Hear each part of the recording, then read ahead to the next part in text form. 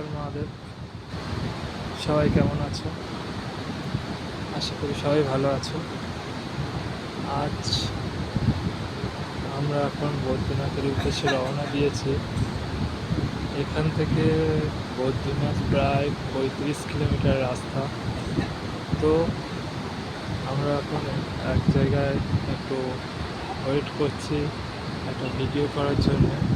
তো দেখো এই জায়গাটার লুকটা জাস্ট দেখার মতো, কি সুন্দর লোক। দেখতে থাকো,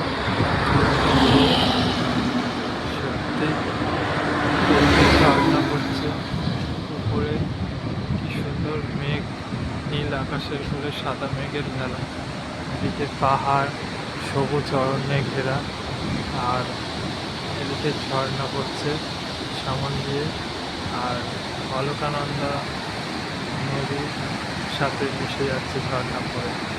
কি অপরূপ দৃশ্য, একেবারে দেখার মতো।